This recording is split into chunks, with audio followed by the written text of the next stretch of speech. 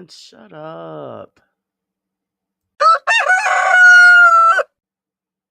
Didn't I say shut up?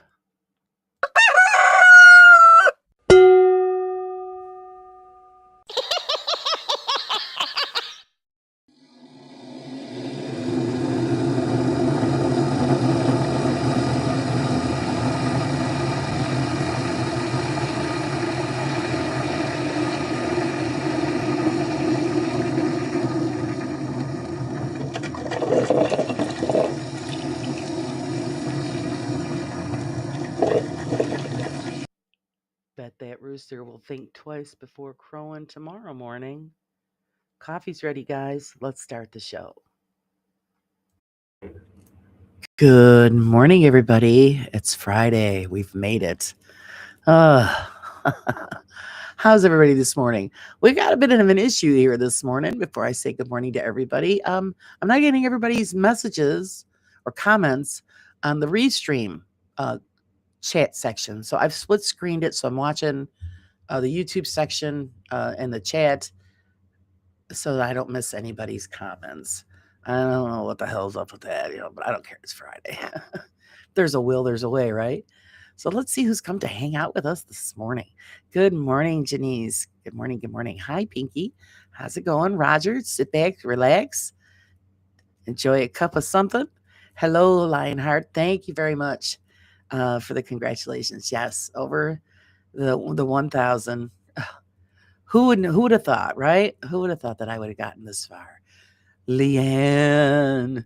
Good morning, Leanne. Enjoyed your 2 videos that you did. I watched them first thing this morning while I was waking up. So I started my day with Leanne. And let's see. TARDIS, good morning. Good morning to you. I don't want to make sure I'm not missing anybody. Rolling, rolling, rolling. I think I got everybody so far, and all those that are lurky turkeys, good morning to you as well. So how's everybody this morning? Hey, girly, there we are. Good morning, glad I made it to Friday. Now I got to lurk at work. Appreciate so much. Oh, it's all right, lurk away. We won't rat you out. We'll see if this the restream catches up with everything. I don't know. I don't know if it's restream. It's got to be the restream because it's not picking up everybody's comments. I'm getting them now, but in the beginning I wasn't. So I have no clue. No clue at all. But we're just going to roll with it. There, we're going to pew bow. Put that up there. Yes. We're going to put that up there. Hello, hello, Cree. Good morning. Hello, Spange. Good morning to you, too. Get off your lawn. Man.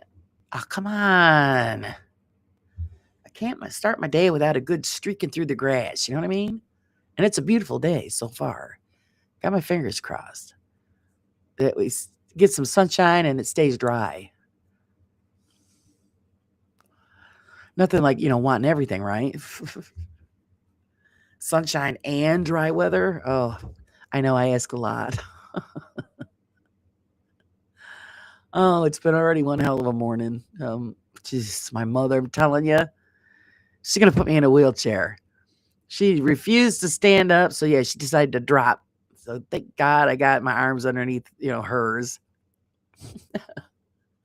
Got to pick her up, pop her in the chair. So I told her, and she's looking at me. I'm thinking, yeah, you're going to put me in a wheelchair. I'm going to be sitting on your lap. She just gives me this look. So I hope everybody had a great week. Here, my week, it's always the same thing every day. Nothing new. I'm trapped inside my own world here. So it's pretty much the excitement of my week.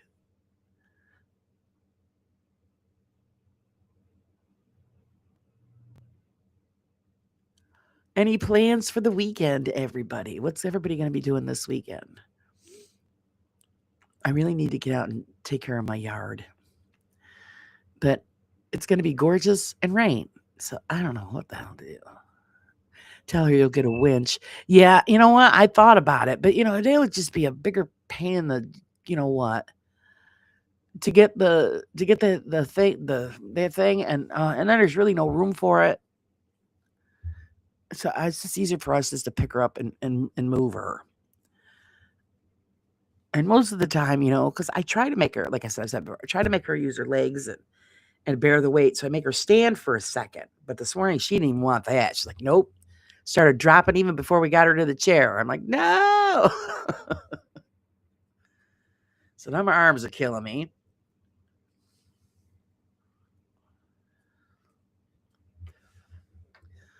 Roger's going to kick back and relax. Yeah, you deserve it.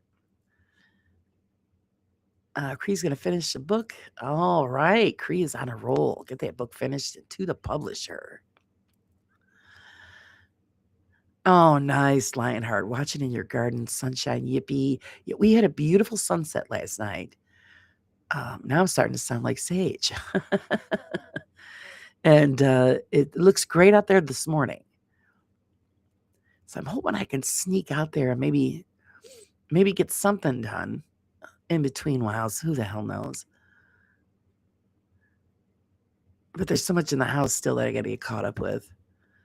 It's just a never-ending list. You all know how that is. There's just always something. How's the weather going your way there? Pinky? Hiding inside it. Yeah, how's it going? I mean, I know you guys are further inland, but still, there's going to be something, and it's scary. Hopefully, everything just breezes by, and we cleared everything off the lawn. Yeah, you want your stuff taken off, ending up in the next county or something. I see stuff like that online, where people experience, storms, high winds, and especially people that got like trampolines and stuff, and it just takes them. They're just gone. And I'm thinking to myself, why aren't these things anchored to the ground? Nobody anchors them to the ground, so they just take right off. Or at least if you got a heads up that the storm's coming, flip the thing over and so that the wind will pass over it and not pick it up. I don't know. Like my neighbors, they have one for their son. He's autistic, so they use the trampoline as part of his therapy, and it's not anchored to the ground. So it's a good thing we don't get high winds like that because they'll end up in our yard or who knows, down the street. Couldn't get the African gray parrot I wanted. Cost too much. So getting macaw this evening and get to start working with her. Oh, how exciting. Oh, that's exciting, Janice. The cyclone is going to hit land tomorrow. People on the East Coast have been evacuated. Oh, it's so scary. So scary. Oh, God be with them. Hopefully everybody will be all right. And hopefully they all evacuated. You get those certain few that are stubborn. Oh, I'll be fine. Yeah. No, then you end up a victim and then somebody's got to go in there and save your ass. That's stubborn. Stubborn stupidity. I know if I lived in an area that had, weather like that or, certain thing is going to be heading your way and hit, I would just get in the car to leave. Just leave everything. Just leave for the few days and then go back to whatever's left over. You wouldn't have to tell me twice. It's not worth it.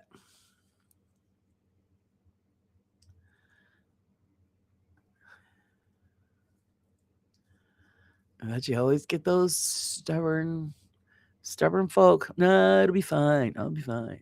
Okay. Like if you've got like major flooding and stuff coming your way, get the hell out of town, man. Go back to it after the fact. But people just don't think that way. You guys, they always forget, Mother Nature is stronger than we are. She's going to do what she's going to do. The Stern-in-law house is right on the beach. The civil defense has evacuated her little village. Yeah, it's everybody out. No exceptions. Everybody out. That's scary. I mean, hopefully, her house will be fine and, as minimal damage as possible. That's right. Run, Forest, run. I'm down for that. That's just stuff. Just leave it, grab your pets, and get the hell out of there. Scary. And Mother Nature has no compassion for anybody. She does what she wants, and that's it.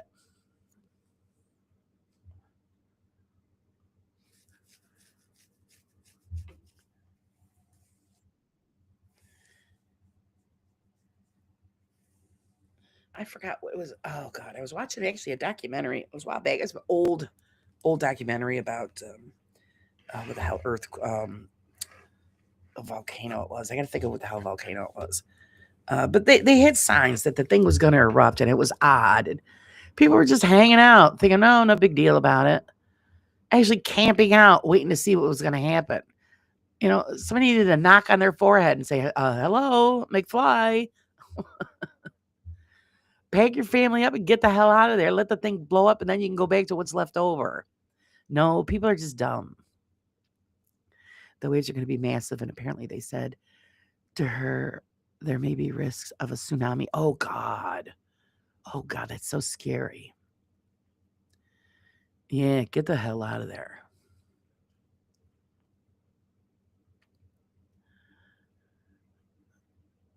People are stubborn, though.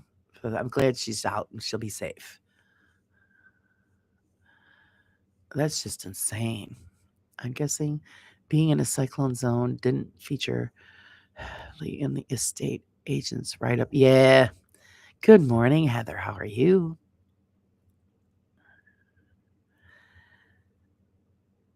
I think we are getting cold, gusty winds, Melbourne from New Zealand cyclone. Ooh, could be. Yeah, could be. Everybody loves to live by the water. I know I would love to live by the water. It's actually one of my dreams to, because I just feel so at peace, living in the woods by the water. But there's many risks, when you live by the ocean. You have that beauty for most of the time, but there's always that one time. I haven't seen the weather report yet. One of my best friends are in Japan, tsunami where, oh God. We live in the middle of the country, so we are going to have heavy rains, winds over 100 miles an hour. Oh, wow. Hey, V team, good morning, good morning. Well, I hope you have a super weekend too.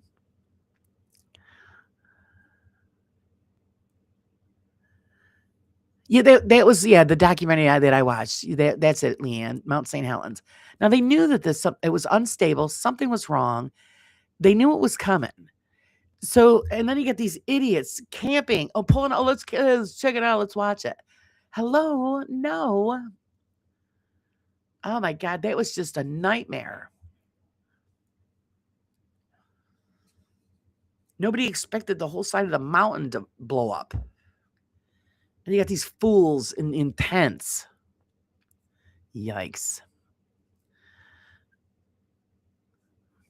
Yeah, and the old guy, oh, it'll be fine. I'm staying where I am. Well, there you go. Now you're there for eternity because you were foolish.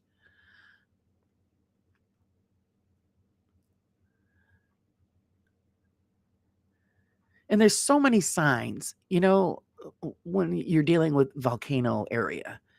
You watch the plants, watch the animals.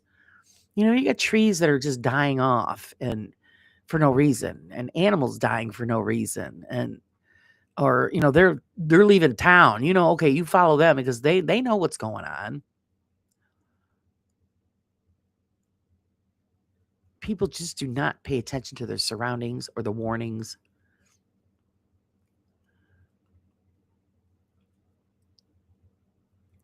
We caught a little of Storm Dave, but everything is still here. Oh, that's good. That's good.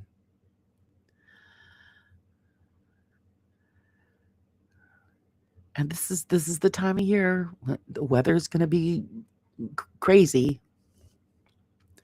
Volcano eruption, get the marshmallows. Yeah, well, I think they were doing that, if I remember right, in the documentary. I think I like to watch a lot of these documentaries, and I'll rewatch them because there's things that you miss. And I was just, oh my God, you're just thinking, what is wrong with you?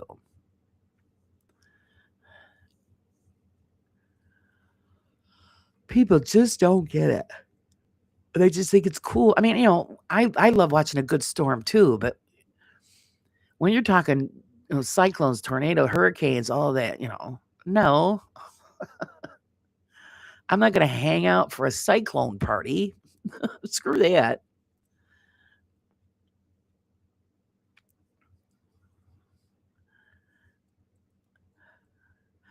The last cyclone killed 19 people. Oh, what a shame.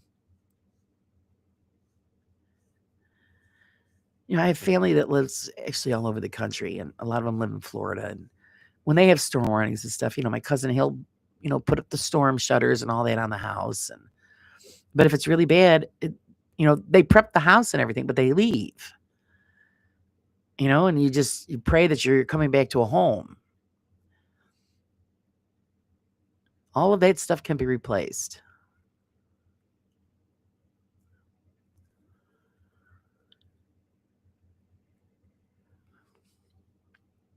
Let's see. A little Met Office like to cover their asses after the Michael Fish debacle in '87.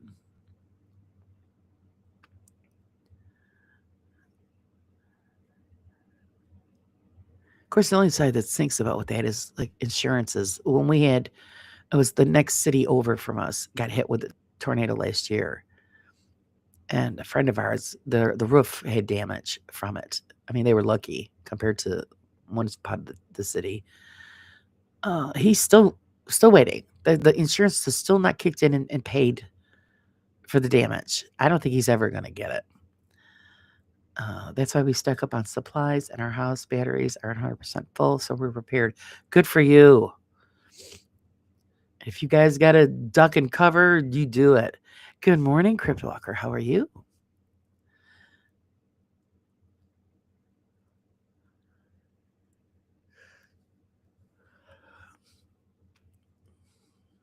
And it was a few weeks ago. We had such wind here, and I mean, this is the first time we experienced this here, where all the windows were rattling. And this was during, the middle of the night, and I'm thinking to myself, it woke me up.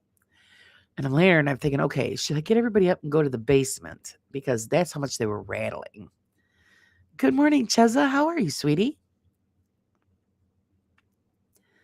And that's the first time we've ever experienced that here, where it was that bad, where the windows were rattling. And I'm thinking, oh, God.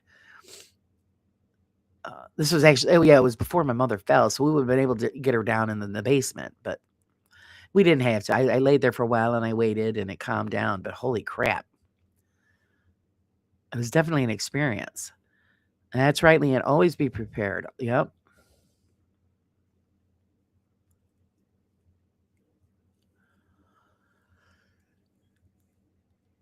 You never know what Mother Nature is going to dish out, especially if you live in a wide open space. There's more chance of you getting hit pretty good. Storms come stuck up on 100 toilet paper rolls. Why? I know. That kills me. Just like when they went there, when the vid was out the first time around, and that's what everybody disappeared was hand sanitizer, toilet paper. I've forgotten something else. I'm thinking, are you serious?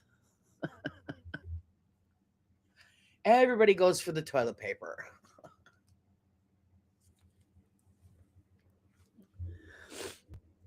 Lurking while doing laundry. Well, you could come do some of mine. Oh God, I get caught up on mine. It's bad. That's the plan for the weekend. Just spending my time getting caught up on that.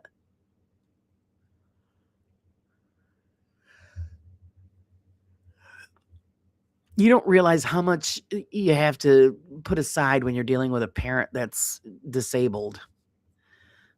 And it's like, oh God.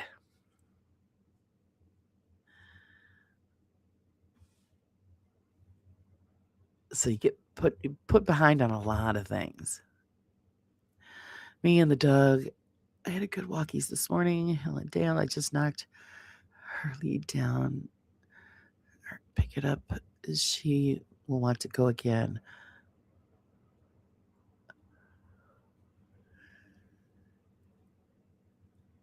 I know if I even go near the leash from my dog, she starts going bananas. Yay! And it hangs right by. We have a thing on the wall by the kitchen door, and that's where I have all our stuff. You go anywhere near it, and she's looking, waiting to see, oh, am I going out? Am I going out?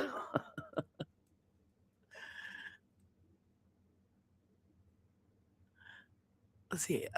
Post-work grandparents used newspaper, magazines, rags, whatever you got, leaves.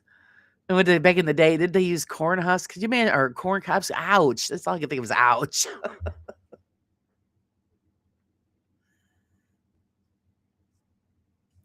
Be careful what leaves you use. You don't want the furry kind. You're gonna end up with an itchy bunger.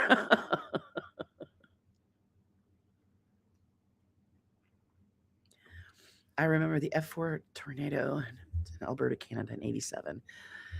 It went over my parents' house, leveled a trailer park. The little baby girl survived after being found in a tree. It was scary. I think I remember hearing about that story with the baby. Yeah, with the baby girl. Talk about a miracle. See, miracles do happen. Because if you actually think about it, how could that baby survive? That's scary stuff. That's why I think, you watch Storm Chasers, you're thinking these guys are off their nut. I mean, they get some great information and collect some great data when you're doing that stuff, but it's some scary stuff.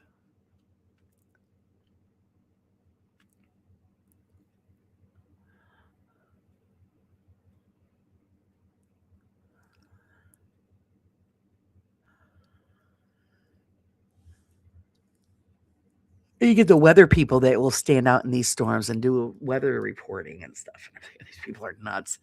I think the funniest one I ever saw was a woman was standing by the water side and reporting on this bad storm, and doesn't she get hit in the face with a fish? You guys have had to have seen that. Oh, talk about die laughing. Not like you're sitting there reporting the weather during a bad storm and you get smacked in the face with a trout.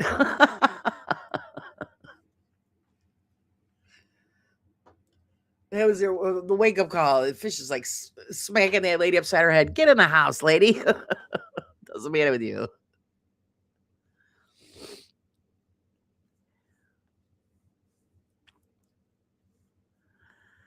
I have to attempt to walk. Ruby dog. Let me see if my legs will hold up. Oh my goodness. Take some support with you.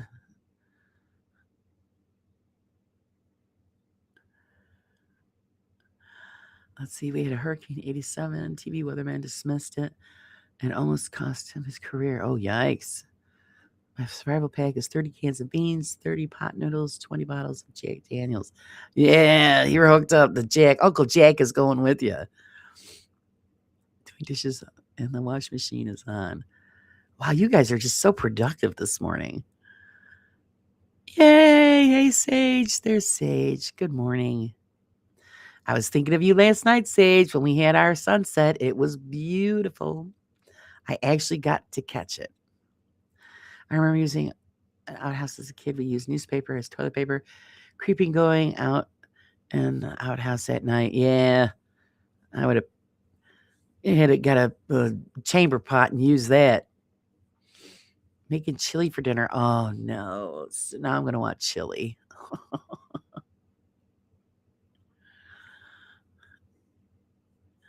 You see the fish thing? That's hilarious. Isn't it hilarious? She's just standing there, the wind's blowing all over, and next, she's trying to report, and she gets smacked upside the head with a fish. That was classic. Excuse me. Good morning, sweet Betty. How are you?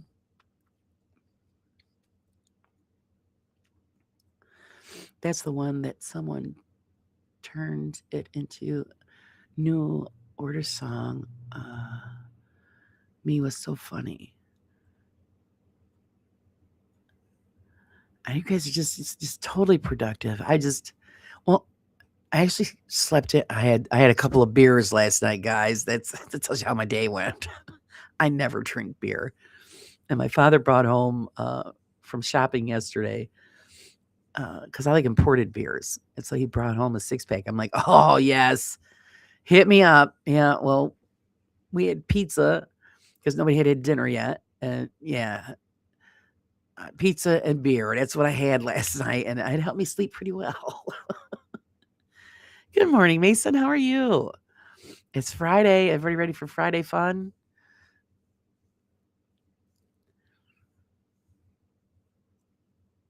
Yeah, I know I'm a rebel. Well, I'm really not a big beer drinker, but it has to be imported beers. I like because I don't like uh, a lot of American beers suck. I'm just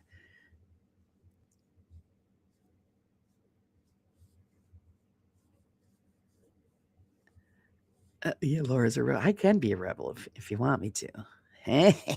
But you guys don't know that side. But yeah, I grabbed that. I said, pizza and beer. I'm down. Let's go. And they went down smooth. And I would have kept going, but I had to put my mother to bed. Can't be, lit and then trying to carry somebody and put them to bed. Mason's ready for Friday fun. Who's got? Oh, Kenny's on later. Oh no, everybody's gonna be drinking. Hide war in the bunker. I don't like beer, but wine, yay. Yeah, I usually drink wine if I've got it. I'm not into whiskey anymore either. Last time I had whiskey, it was like, oh, I didn't care for it, so I threw that out. She likes Budweiser. It's okay, but I'm more of a, like I said, it's I like Corona's my favorite. No lime. I don't do that preppy lime crap. No, I don't want that in my beer. But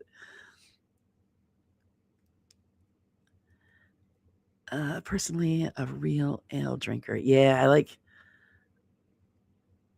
It just tastes better to me anyway.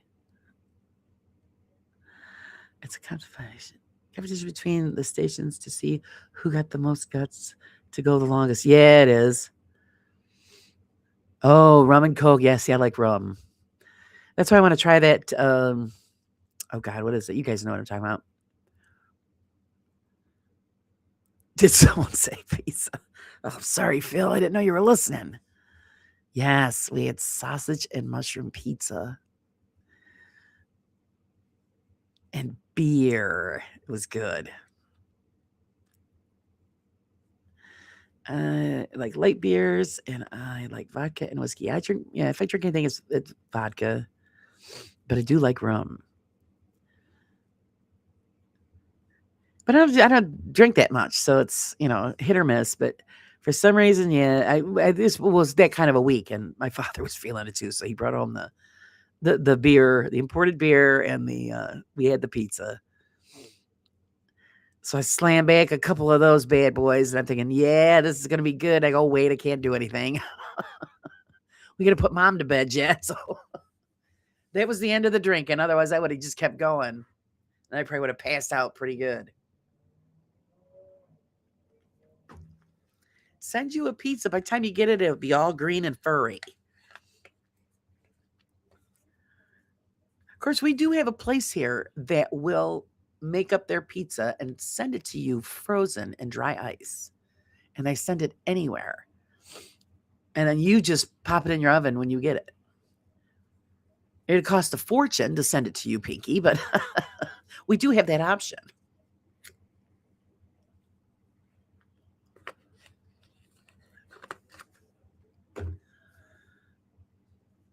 But good for you, Phil. No pizza. You're doing great. On the weight, fantastic. Phil's going to get all buff.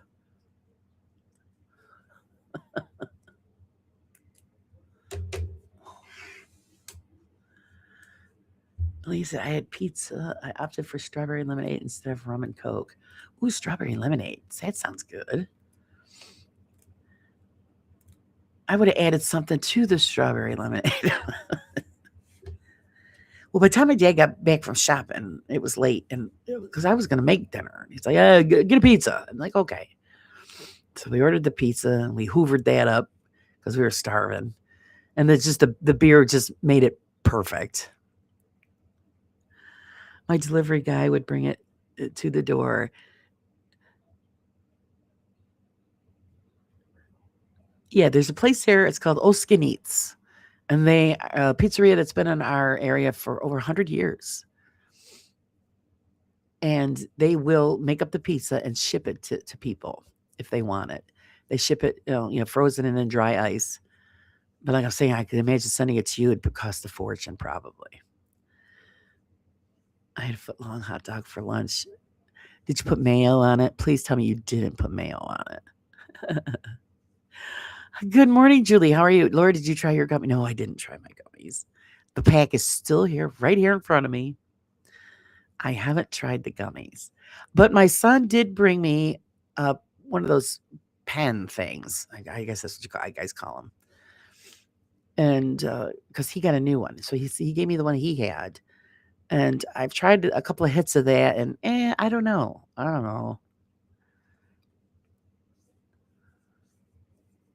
You know what it is? It's just not my thing. So I feel like kind of crazy, like today, because my mother decided to drop this morning, and my arms feel like they're gonna fall out of their sockets. I probably hit it up quick, but I don't know. It's just not my thing. And I just haven't gotten the nerve to try the gummies yet. Alessio. Hello, my spicy meatball. Good morning.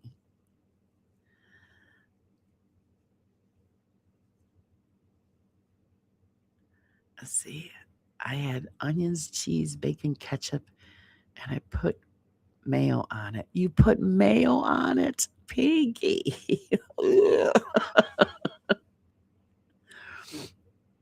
I'm sorry, Crow. No mayo on a hot dog. I've tried it. It's just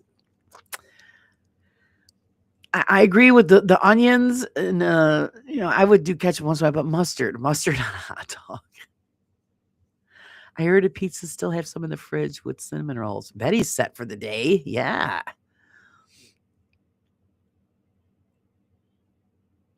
Roger had pepperoni pizza for lunch.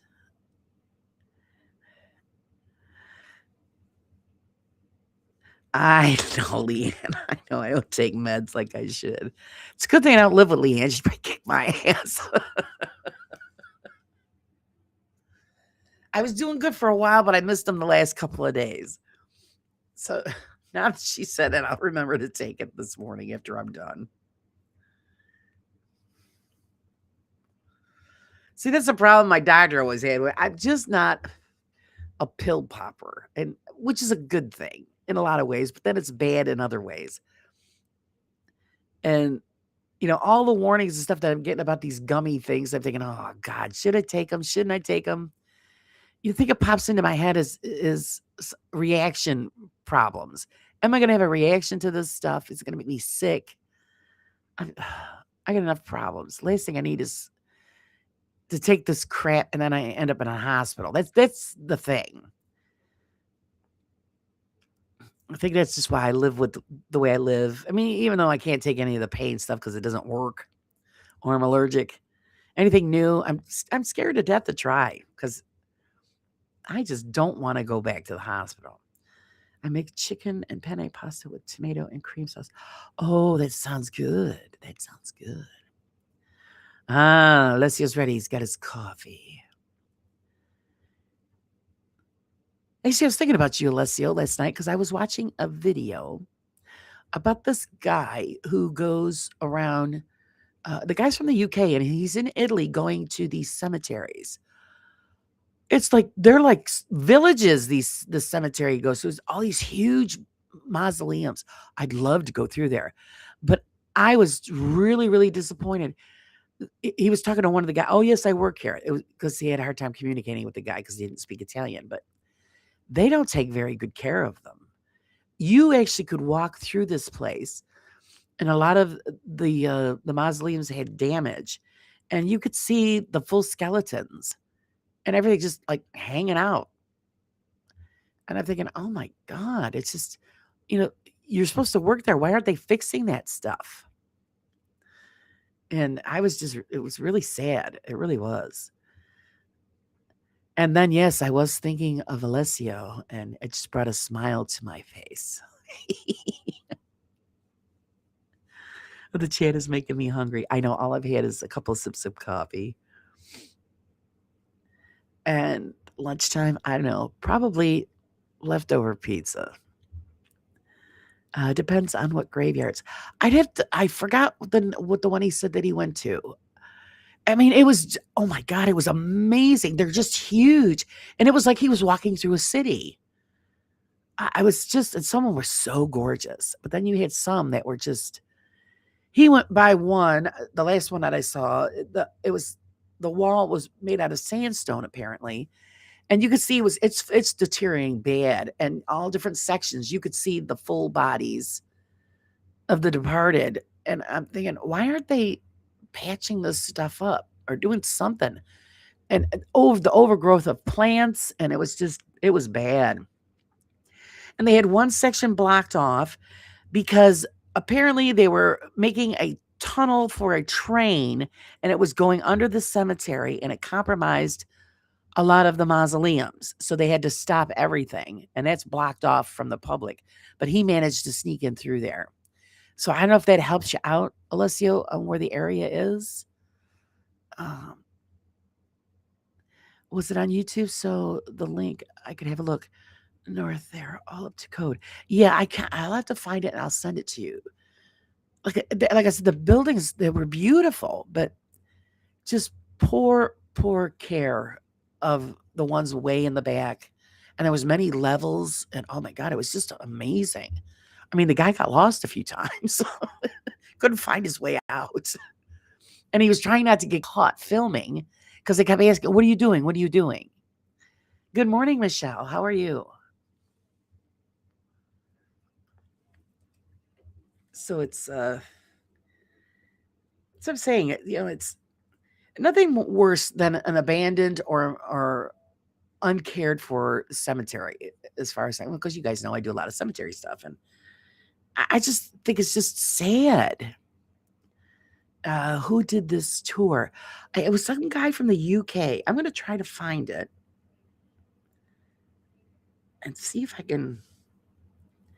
He does several of them. But I was watching this one last night and thinking, oh my God, these poor people, even in death, it's not taken care of.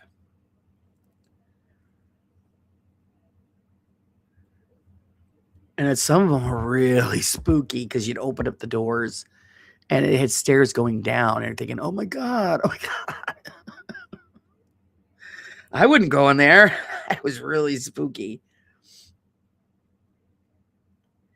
Okay, this is one of them.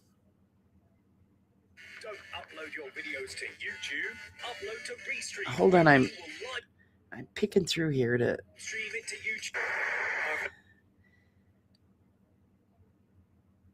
All right, the guy's channel is Good Dead Walks. And I'm not even going to try to pronounce the name of this place, but it's the cemetery. I'm going to spell it, Alessio. It's Poggiореale.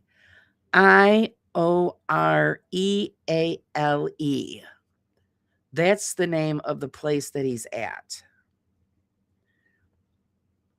And I'm going to send it to you in chat. And you could check it out. Of course, you'll know exactly where it is. There, I sent it to you and on Messenger in chat. But that's the name of the channel. It's Dead Good Walks, and he's from the UK. And apparently he was there, and he goes there often, I guess.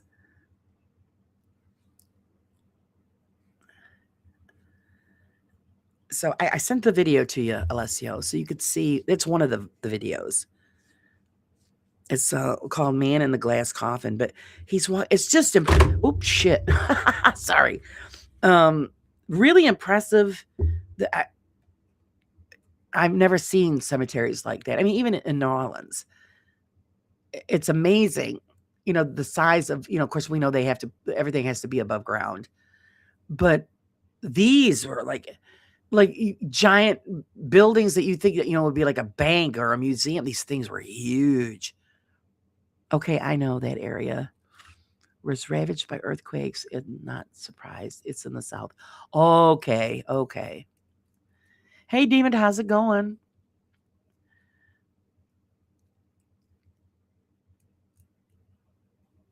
Do you believe that he was looking for exceptions rather than the norm? No, because he went through like the whole, a big part of the cemetery, and it was all, it had some good sections, but when you got further back, it was awful. It was just awful. One of them, the whole front end fell off, and apparently it was where children were buried, and they had the coffins just stacked on top of each other like on a shelf, and it's just exposed. Cover it up, plywood, something. Chances are that they had no money to fix the graveyards. So many buildings to repair. Yeah.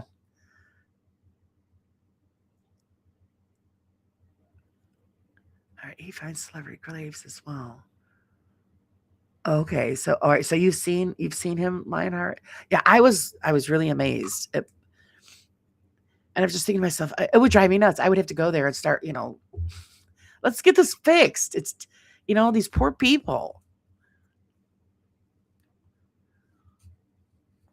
Again, it's almost a ghost town with no money. Okay. So that explains it. But yeah, the people they were just like, kept questioning, what are you doing? And so explained to the guy the best he could that he was a tourist, but he had like the camera hidden. And the guy, okay, okay. And they let him go, but they were watching him. And I don't see what the big deal was. I would have told him, I says, well, this is history and I like to film the buildings if you don't mind. That's why I always suggest cremation. Oh, out in that area? Yeah.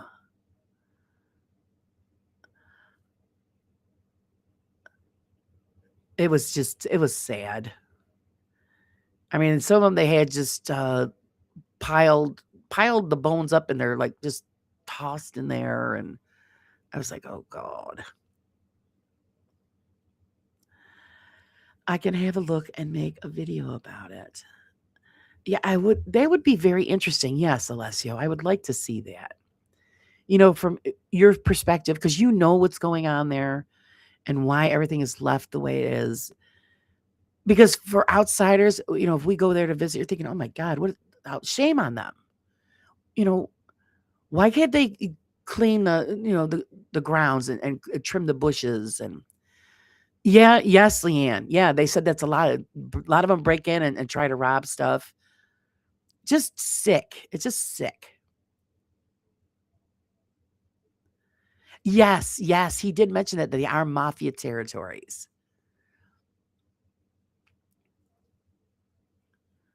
which is scary. Isn't it just the scariest thing? But you think, even in death, can these people at least get some kind of respect? And if you don't have the money to, the families don't have money or whatever, at least have the people there that run the place. Just straighten it up, clean it up. You're there working. What are you doing? Cut the grass, man. If you don't have the supplies to cover it up properly, get sheets, something just to cover it up. I told my kids turn me into something earrings and then she can insure me. And then if they get stolen or off, that's her inheritance. That's a good idea. If you go visit any region, city, you go visit graveyards and they're all up to code. Okay. I was floored because I'm thinking to myself, God, I've seen a lot of videos and photographs of Italy all over, and it's beautiful. I I would love to visit there someday. It's just beautiful. But when I saw this, I was like, what the hell happened? What is going on here? It's possible that there's no security there. Oh, okay.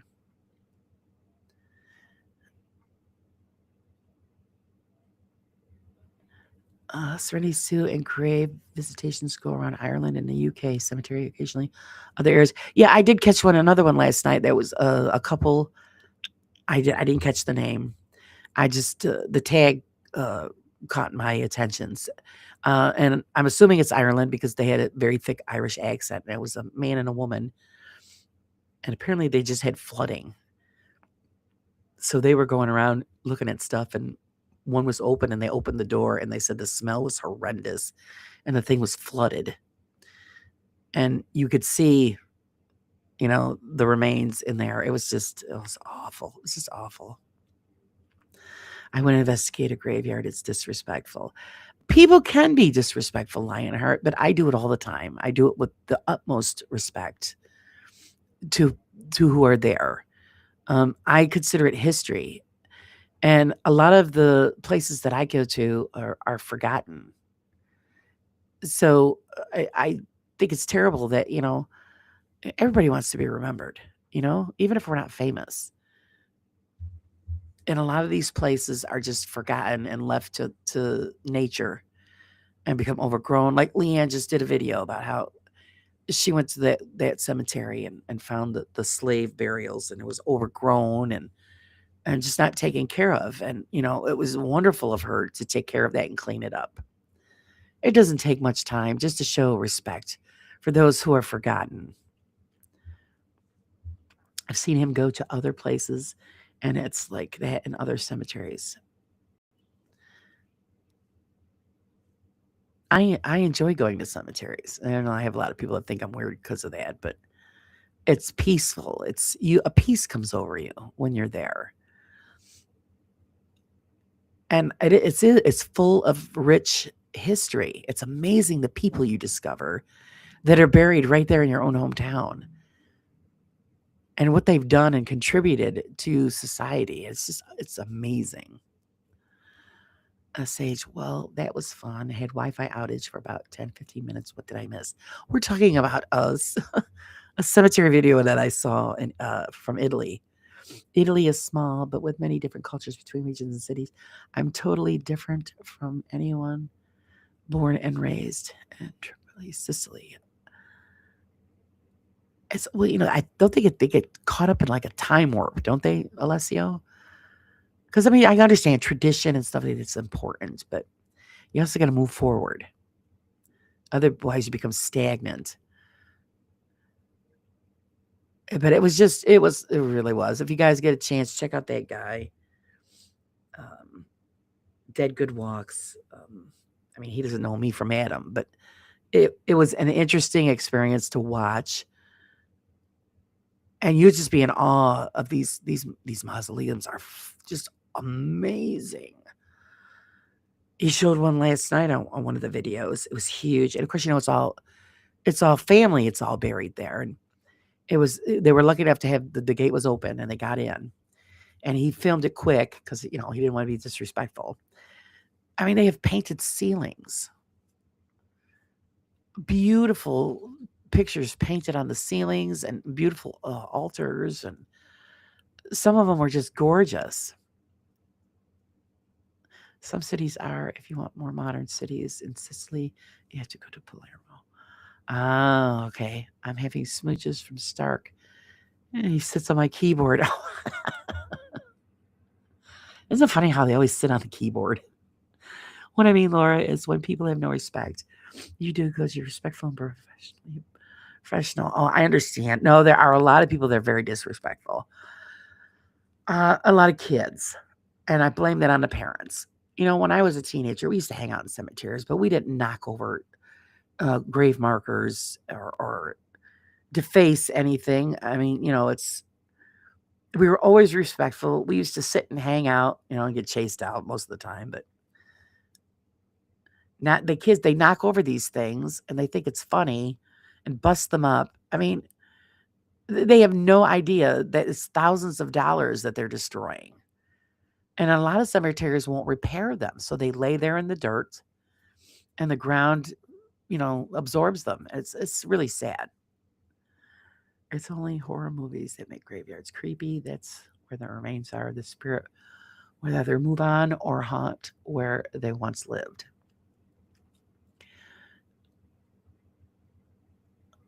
Pinky gives Stark a kiss for me. Pinky, mine is making biscuits. Okay.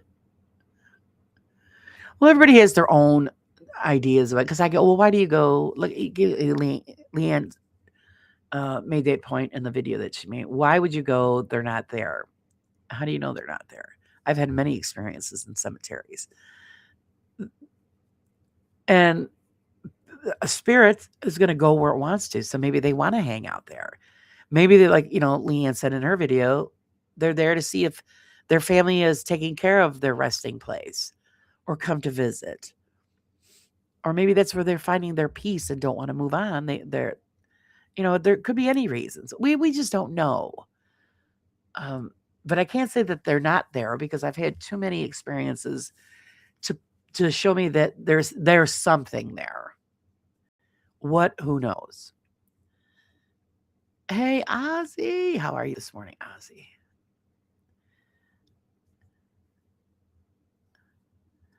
I mean, we had a cemetery here where they went into total bankruptcy because of the mismanagement of the funds, and this happened 2 years ago, and they were going to abandon it. And thank God it was a lawyer, and his son decided to take it over, because the weeds and the grass were like, oh my God, 4 feet, 5 feet high. Nothing was being taken care of. Family members had to bring their own lawn equipment to get to their loved ones. So people started chipping in and donating their time to go to take care of it. And then finally a lawyer and his son took it over. And now it's back on board, because it hit the news where this one family, and it's a cemetery for poor families. This family, their mother passed, and she had paid a long time ago for her space and to be buried there, and there was nobody to do it. So her kids all showed up at the cemetery with shovels, and they were digging in their own mother's grave, because they said, she's got to be put in the ground. And somebody seen that and owned a backhoe, and he showed up there and dug the hole for them for free so that they could put their mother to rest. I mean, it's wonderful that these people come forward to help. Shame on these, bureaucrats that are in charge of a lot of this stuff. If they don't get the money, then you get shit, is what you get. So, as a living person, I love hanging out in cemeteries. They're very peaceful and quiet. I'd probably still hang out there and one after I'm gone. Yeah, I agree, Leanne. My husband and I, we go up, we get our coffee. And the one that we go to mostly has ponds. And we go to where the big pond is in the back part of the cemetery. And it has a fountain, and that's where the wildlife hangs out. And we sit there and we feed the wildlife and drink our coffee and just either sit there in silence or have a little chat. And it's very peaceful. And a lot of people do this. We've seen one time where there was a young couple. They actually put a blanket out by the pond, brought some snacks, and the young man had a guitar, and they were sitting there relaxing, playing some music. Very beautiful. It was nice. A lot of people go there, sit and read. It said where the grave reclaimed, like Australia. See, I buried my daughter 33 years ago. The last time I went out there, I saw a black shadow. That was it. I was done. They keep changing hands, so I don't know who owns it anymore. Hello, Mrs. Prism. Excuse me. That's what it is. It does. It changes hands a lot. And then finally it gets to a point where they just give up on them. Shakmi, we have another cemetery that's around here, and it's a Jewish cemetery. Nobody pays any attention to it. The grass could be like 6 feet high. And it really surprises me, because usually Jewish cemeteries are well cared for. This one, it's forgotten. I don't understand, but that's really sad.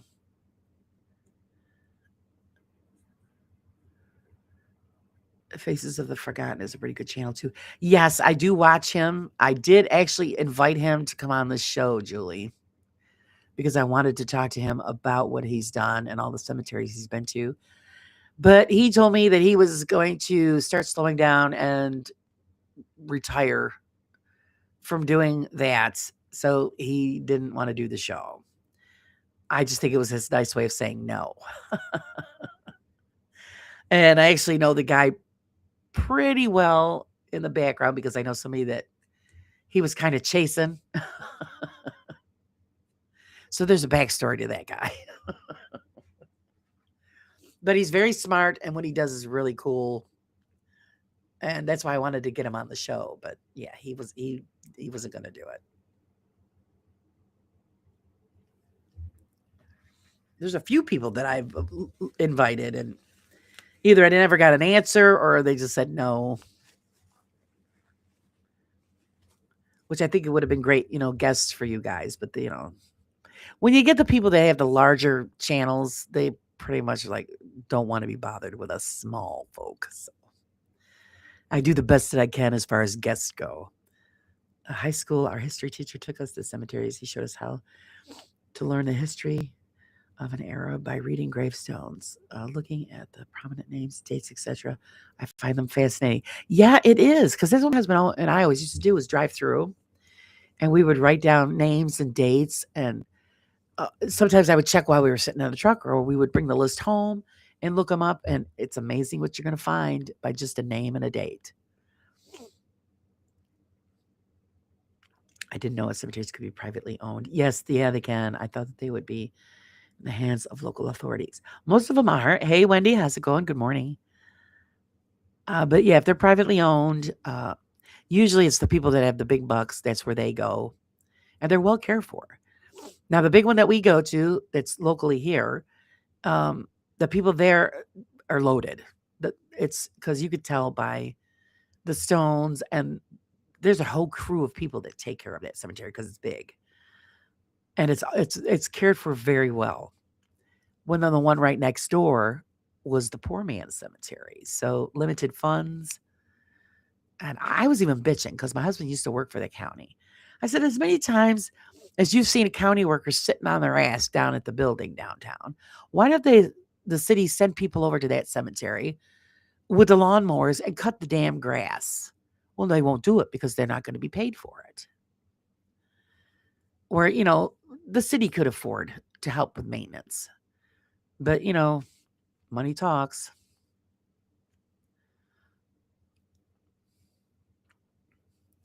There's something beautiful about Wilder Cemetery. It depends on where they are. I mean, I've seen some that are pretty amazing. And I love going when you're going through the woods and stuff like that. And then when you stumble across something, you're like, oh, wow. And then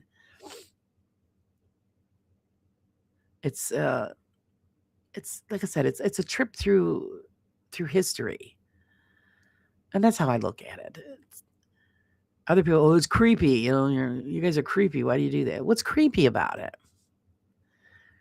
It's not like they're crawling out of the ground at night. I mean, even though I make that joke with my husband, because that one section you see I posted it called the creepy tree. This is a weird looking tree. It's been there forever. And it's dead, but it looks like your imagination when you're looking at it, like I bet you that thing when it hits dark, it bends over and crawls around the cemetery. That's how creepy it is. And then there's one section of it, it looks like it opens up like a door. I told my husband, that's the door down to the depths. And then I go to touch it. My husband goes, don't touch it. He won't let me touch the tree. I think it's the coolest thing. And then it's funny because actually I want to get down there this year. It's in a section where there's a lower section that you can't drive into. You have to walk because they have the road is kind of in disrepair because it's really old. And there's a crypt there, a mausoleum that's right into the ground. And it's all cemented shut and there's no name. So I told my husband, that's where the vampires are buried. I love spooking my husband out.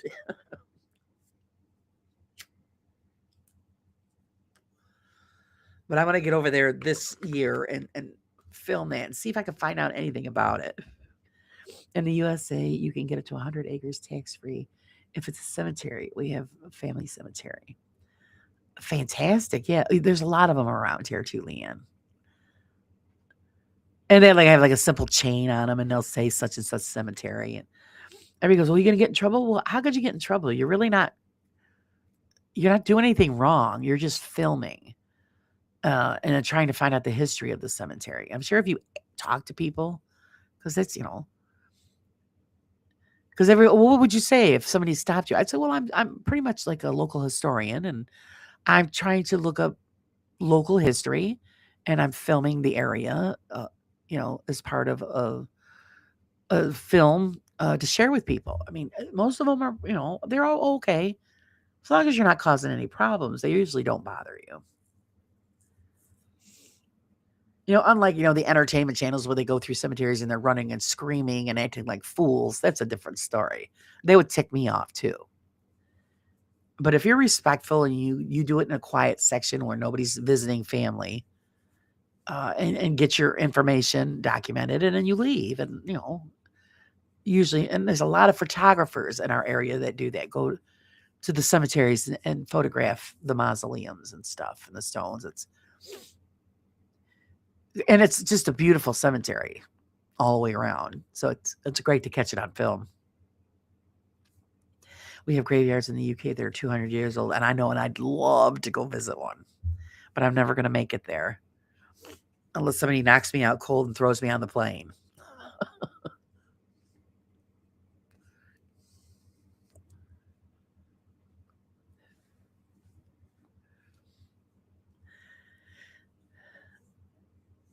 There's so much in the UK I would love to visit.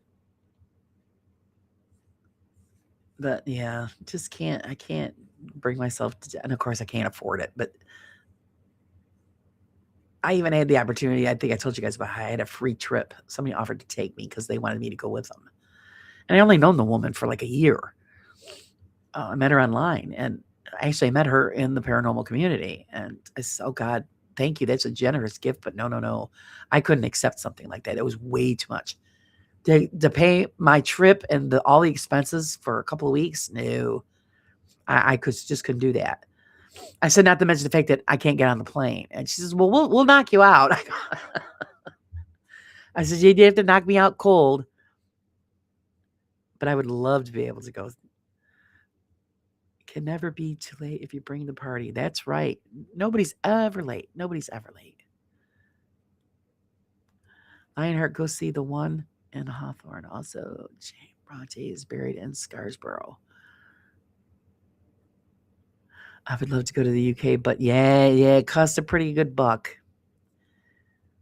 Same thing like with Italy and stuff, Ireland, all that. I would love to. I just can't afford it. Just can't afford it. At the moment, I can't. Look, I could afford to go across the street. We have a spare attic room there. Heather's opening the welcome mat there. What's red and smells like blue paint? Red paint. Oh, Jimmy. Good morning, Jimmy. Jimmy's in the house. Jimmy's still in the bed. I know he is. Because Jimmy's always up late. How was that chicken wing dip? Brat is talking about that, and I'm thinking, oh, God, I can't get any. I love a good chicken wing dip.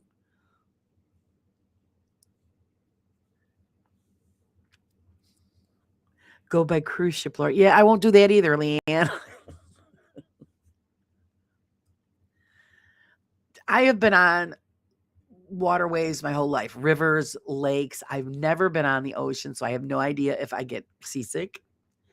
And all I can think of is my luck. I'm telling you, it'd be a tsunami or rogue wave, and that ship would flip. And yeah, I hear too many bad stories about cruise ships. So they pretty much screws me there too. I think someday, if I could get actually, the opportunity, and if I was either just totally shit faced or drugged up, you would get me on a plane. Once I did it once, then I would probably be good to go. It's just that initial get your ass on there, Same, I would love to go to the U.S. to investigate places cost a lot. Yeah, it does. It costs a lot of money. And I get a lot of people save all year. And I try saving. Yeah, it doesn't work because then something just shits the bed and I got to use the money for something. And that's just the norm for around here.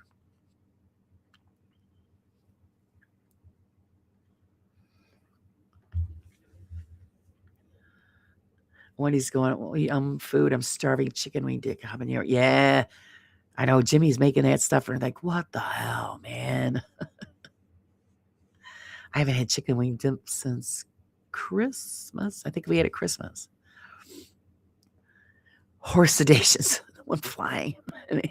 Knock you out. Yeah, just a hammer or something. Just knock me out cold. And once I got there, I probably wouldn't want to come home because there was just too much that I want to see and do. And we could do that, Lord. Don't tempt us. Yeah, just knock me out cold. Throw me on a plane, then drag me off. Bonuses, we'd be on and off first because you could just tell them I'm disabled and I have to have a wheelchair. One of the perks of being busted up. Lori, I told you cruise ships, you barely feel the movement. Yeah, I don't know. It's just and you're probably right, Julie. Like I said, because I've been on lakes and rivers and boats and all that stuff, but never on the oceans. And it's a different movement. So I don't want to spend the whole time, with my head hanging over the side. So happy that you had good sleep, Jimmy. New crock pot. Gonna make some potato. Ooh, that sounds good, Phil. I was gonna make potato soup the other day, but my husband wanted broccoli and cheddar, so I made broccoli and cheddar soup. Only trouble is you can't eat that like 2 days in a row, because then holy crap. You'll be tooting your way all the way through town if you eat too much of it. But it's good. Actually, I might have that today. Might as well warm that up. It's that or leftover pizza.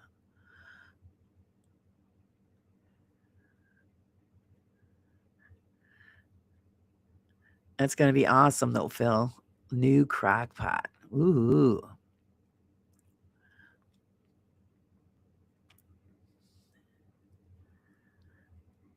I've had friends that say, "Oh, come on, let's go take a cruise." Nah, my girlfriend's been on several cruises. She loves it. I'm glad you had a good time.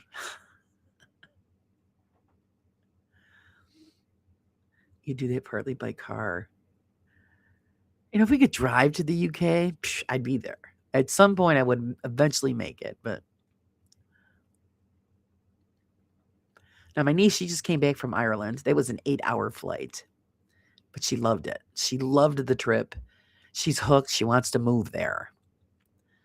So I don't know. She might do it. I mean, her and her fiance, they run their own business out of their home. They're in computer security, so they do that from home. So you could just do it all from Ireland.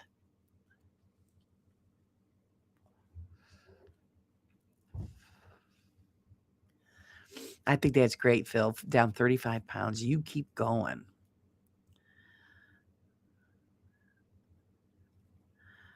I know a quick way of dropping weight, but I'm not going to do it because I did it before. And the only problem because you lose hair and stuff. I don't want to be bald. But I lost 65 pounds a few years ago. I was only eating 900 calories a day. And I wasn't hungry and it was working. But then when my hair started coming out, I'm thinking, oh my God, I thought I had cancer. I'm thinking, Jesus. So I looked it up and they said, when you're on a really strict diet like that, your hair follicles go dormant. So you lose hair. I was thinking, oh, okay, because I lost half of my hair. I had enough hair for 3 people. Most of it come back, not all of it. Now it's not as thick as it was, which is okay because in the summertime I always had to have it up because it was holy shit, was it hot. Oh, I wish I could go on vacation too. Now the mom is the way she is. I don't know how I'm gonna get anything accomplished outside. I can't go anywhere, which is killing me because I just want to pack up and get the hell out of here. I need a few days. And it's just, I don't know, I'm going to have to figure it out. Mashed potatoes go in, come out the same way. It's amazing.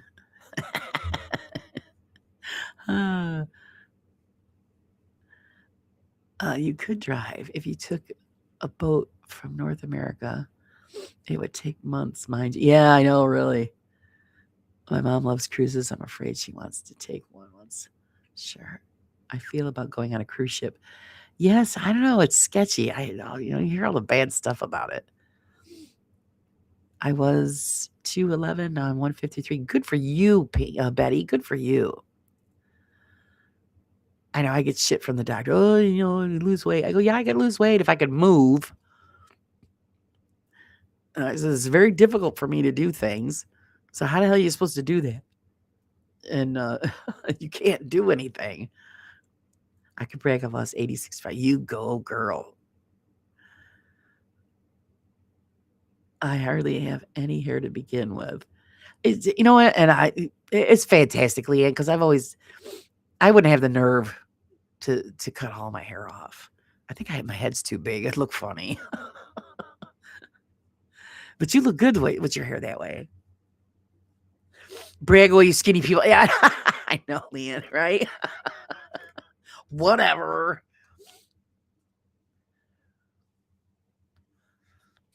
I mean, I was never stick skinny. I was always very, well, I would say very. I was curvy. I was normal. Normal size. But now, yeah, I'm bigger than I should be.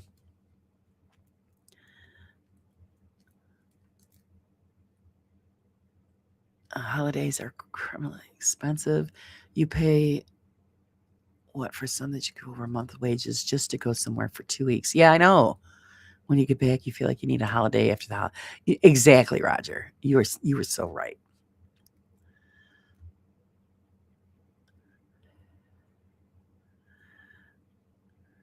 See, it makes me sick. My husband can eat anything he wants. Anything. And he's still the same damn weight. And I'm like, you bastard. I look at it and gain 5 pounds. The shit's not fair, I'm telling you. And he eats all the cakes and the cookies and, all this crap. I eat fruits and vegetables and what the fuck? It's just the metabolism. This is my family. That's after you have kids, that's it. We all get wider. It's just not right. But it's I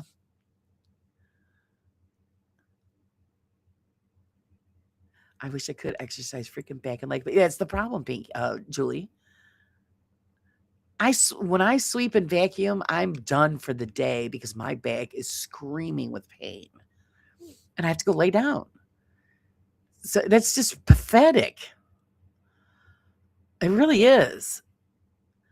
So here and they want you to go walking and do these exercises. I can't even barely sweep and vacuum, dude. What do you want from me? It's not that I don't want to, because I used to walk everywhere. But ever since the back thing got worse, that's it. My husband looks at me, I sweep the floor, and I'm like, oh God, I'm dying. My husband doesn't complain, so I'm happy. Yeah, my husband doesn't complain either. I had a chick tell me I'm supposed to be 160. I'm like, no, 240. I'm 0 body fat. Impossible unless lost mass. Yeah, my son's a big dude. Oh, he's 6 foot and he's 260, 70, somewhere up there. My son's big guy. And I was telling myself, well, you might want to lose a little bit around the middle. No, he's just a big guy. When I was younger, I was real skinny. Doctor said I wouldn't gain weight. Yeah, right. Yeah. See, well, his body changes over the years. And, I was always pretty much average weight. And then I had my son. And then after that, it would go up and down, up and down. You could be like my mom, go on vacation at home, tell everyone you're out of town, and then no one bothers you. And you get to enjoy your house. Yeah. That don't happen here. They find me. Why don't you answer the phone? Oh, there's a reason why I don't answer the phone. I need to stop getting sick and injuring myself. Yeah, I hear you on that one, Pinky. I'm the same. I can eat what I want and not gain anything. Oh, we brag away, Roger. I do have to be careful now. All the rich, yummy stuff isn't good for my gut. Yeah, you guys make me sick. I know my husband, he'll be just chewing away on something, and oh, you bastard.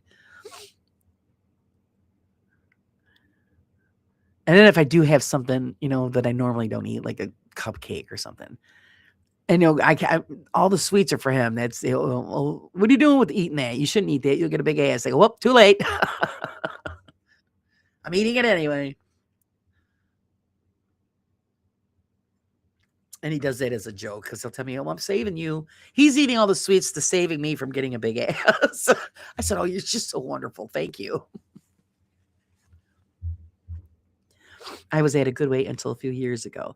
See, that's what I lost it all before COVID hit because I was doing as far as steps, because I was still working part time at that time, and I was working at night part time, and it was a lot of walking, and I was getting in over 30,000 steps a day because of the night job. It was mostly walking, and then COVID hit, and that was it.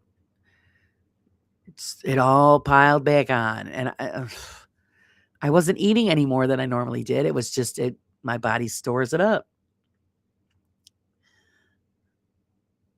There is no standards to ideal weight unless you share the same frame and genetics. Yeah. Well, out here in society, you have to look this way. Otherwise, you're an outsider. Well, guess what? I'm an outsider. Kiss my ass, because I'm not going to make myself, anorexic or sickly just because fashion says this is way you're supposed to look. I was never a follower, never. And I used to hear that sometimes, from people say, "Oh, why do you wear that? Why don't you wear this?" It's because I wear what I wear. And if nobody likes it, too bad. So 20% body fat and lower is healthy.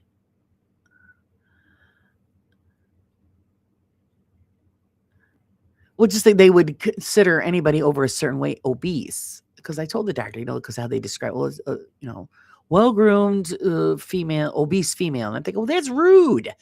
I don't consider myself obese. Well, you're over the chart there where you should be, so then it's considered obese. Obese to me is like the people that are 400 or 500 pounds. That's obese. But I told you, yeah, whatever. Hopefully now that I'm working again and get enough movement, I'll lose a bit of weight again. The ass will never lose that thing I was born with. That's all right. If the prism loves it, who cares what anybody thinks?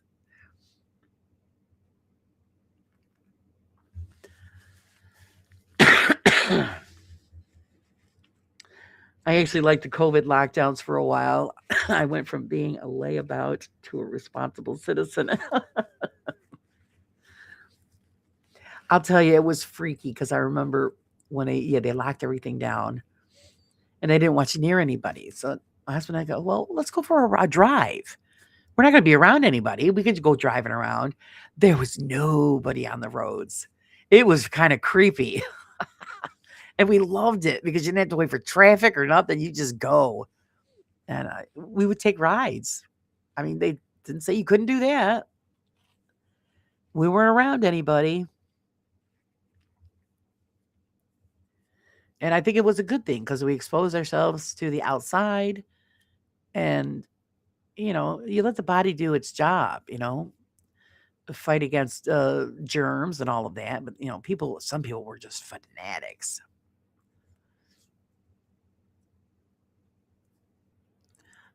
My body is my body, not like I'm dating or anything. That's right. They gotta like you for who you are. Not everybody was meant to be thin and slim. And come on, we're meant to be all different sizes.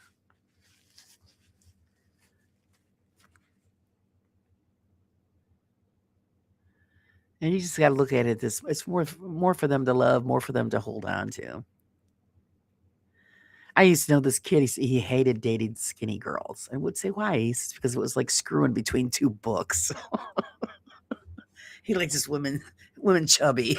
It's like, oh my god.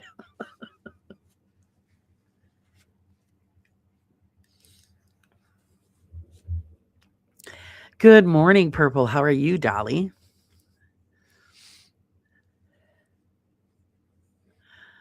I learned how to draw a fire alpaca during lockdown. I created a lot of dragons and unicorns.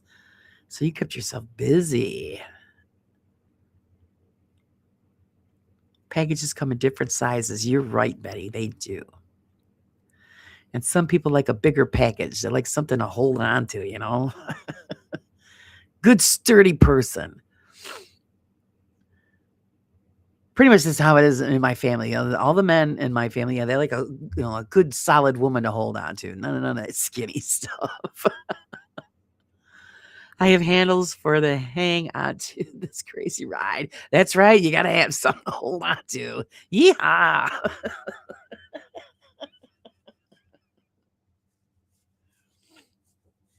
You just hop onto that ride and hold on.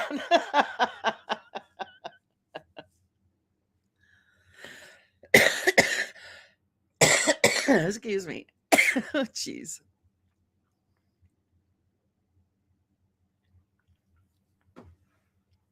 You got no handles, you slip off.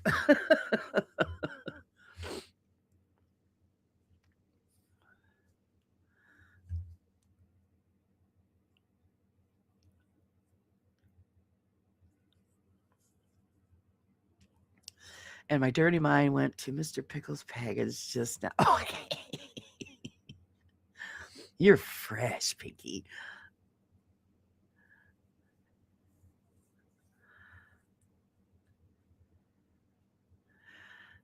There you go, Phil. You're right. If your lady's skinny, she probably can't cook. That's right.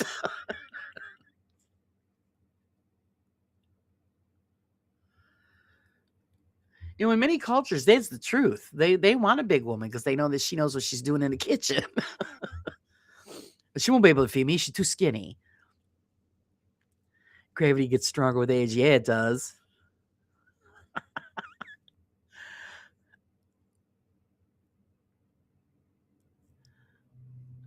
And the funny thing is that my son dated a lot of skinny girls and none of them could cook. Not a one. The girl he's with now, she's full figured and she cooks, but it's not great at it, but she's trying. The skinny ones couldn't even boil water. Never trust a skinny cookie because they don't eat their own food. Phil knows how it is.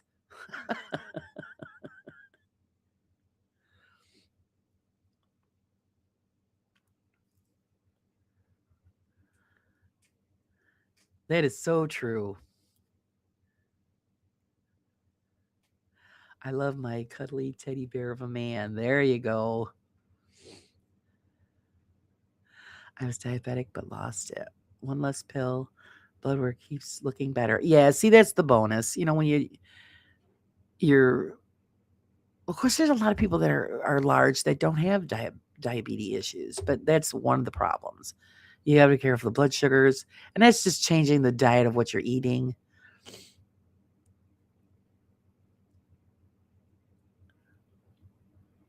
I had a friend of mine that, yeah, he changed his diet completely. And it's his lifestyle now, and he just dropped the weight. He was on blood pressure medication, he was on gout medicine, he was on diabetes medications. He takes nothing now, and he's lost over 100 pounds by just changing what he's eating. Julie wants a lumberjack. Yeah, that's what you go for. Big burly man. Yeah. But they like to eat, so you got to get that kitchen warmed up, Julie. Got to feed them good. That's one of the reasons my husband married me, because I could cook. He tells everybody that. If I couldn't cook, he wouldn't have married me. I said, thanks. There was nothing else. Because he didn't eat worth a damn when he was a kid because his mother couldn't cook either. And then when he met me and I was telling you, when I fed him, that was it. I couldn't get rid of him.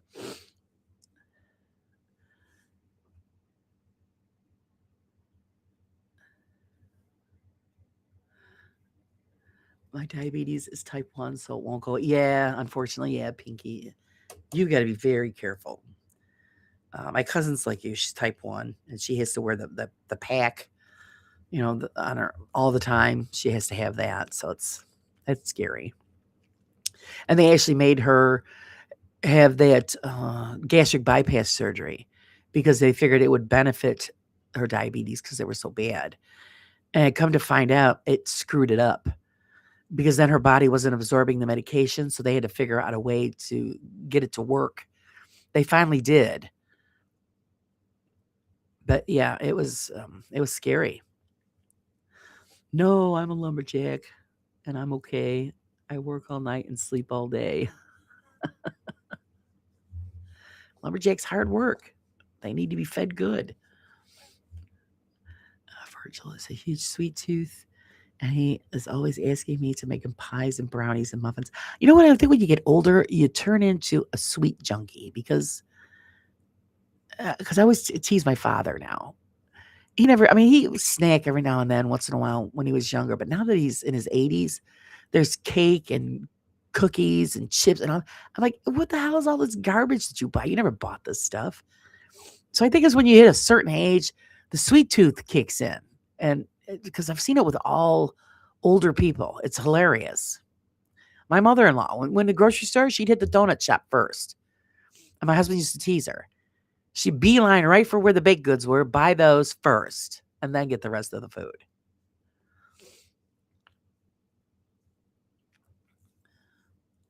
Ever you see a brawny towel soak up moisture cleaning? Yeah. Civil engineers are always hungry. What a boring world it would be if everyone was the same size. Exactly. Cookie cutter world. And beauty comes in all sizes.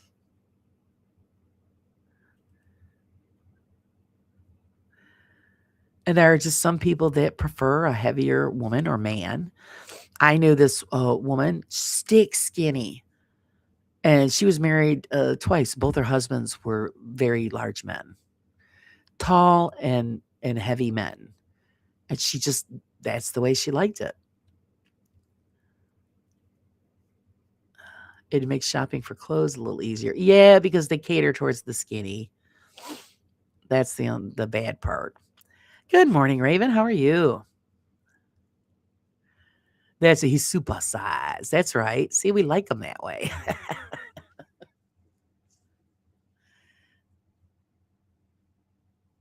That's because it's funny. My husband is average height, average weight.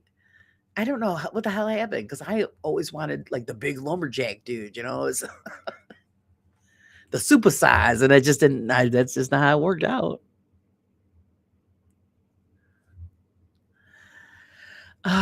One good thing about the cyclone is my husband's company will be busy supplying pipes. Oh, geez, I know. Isn't that terrible that it takes tragedy to bring in business? The taste buds decrease with age. Is that what it is, Julie? So that's you crave sweeter things because it tastes. I don't know. I'm just big enough to not shop at Walmart. Lame. Oh, jeez.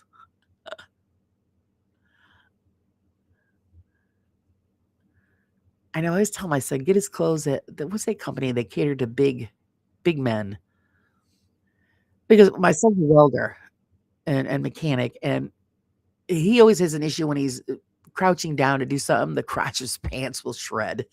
I says, "You gotta get those pants that have the extra space in the crotch area so you don't blow out your shorts." My father is 80 and he eats cake and chocolate bars and tries to gain weight. I told him that won't work because he's naturally skinny. Yeah, but yeah, my dad's 81, and so is my mom, and yeah, the sweets, they love them. When we were kids, my father always made sure that we had the healthiest stuff in the house to eat. So it was a lot of fruits and vegetables. natural juices and stuff that I never had Kool-Aid in my life. It was all natural juice. They even had a juicer my mother would juice, or can, stuff like that. So once in a while we'd have a bag of chips. It was a treat to go to McDonald's or get a pizza. We didn't live on that stuff. My mother cooked every day. And so when you get older and things change, it's like he'd buy, something in the store for years, like, well, Kool-Aid and stuff like that was the shoe polish. You didn't eat that shoe polish.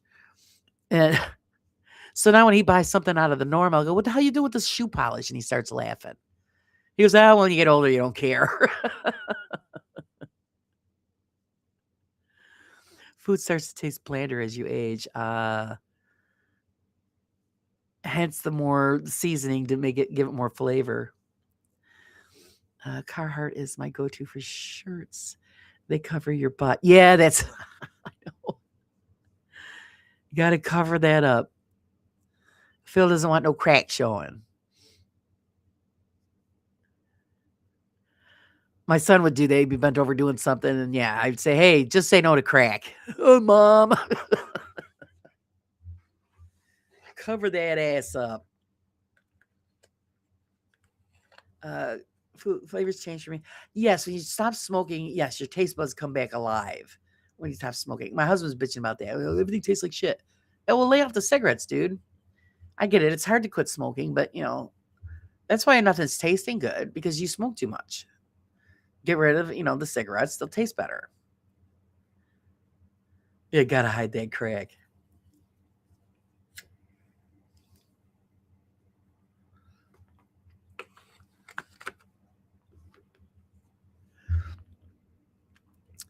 That is true. Most of what I eat now doesn't taste like it used to. No, it doesn't. Everything changes. Your tastes change. There may be something that you couldn't stand when you were younger, and now believe it or not, I used to hate pizza. I wouldn't eat pizza as a kid. I hated it. Now, oh, good pizza. Oh, damn. Chicken, I hated chicken. I wouldn't even look at that freaking chicken. That's 'cause my father liked chicken. We hated it a lot growing up, and I was like, oh, chicken again? What the fuck? And there was years where I wouldn't even touch chicken, and now I enjoy chicken again. Taste buds shrink and become less sensitive as you age. Got it. Ducks have tail feathers to cover their So what you're telling us is that you want us to stuff feathers in your pants, Phil? Save your feathers for Phil. He wants.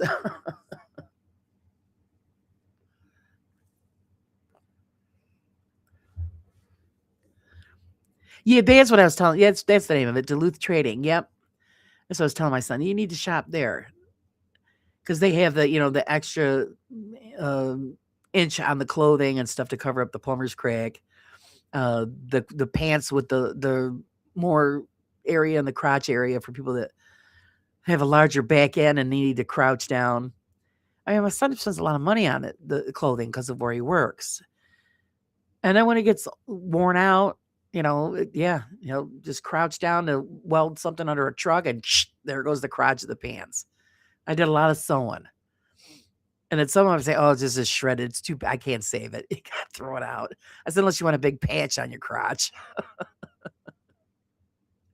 I prefer peacock. Keep it fancy. You got it, Phil. Ooh, Phil is posh. Only peacock feathers. They might be a little uncomfortable, Phil.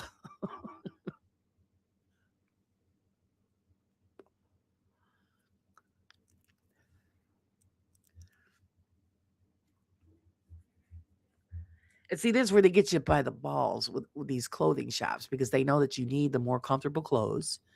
You're a bigger person, so it costs you twice or 3 times as much. But they're well made. That's the kicker. So you'll eat the cost, or you get cheap shit at Walmart, and you're buying it again in 2 months. Oh, okay, butt crack feathers and peacock for the front. Ooh. So Phil's only going to be wearing feathers. Now that we want to see. You feel likes to strut his stuff. Apparently so.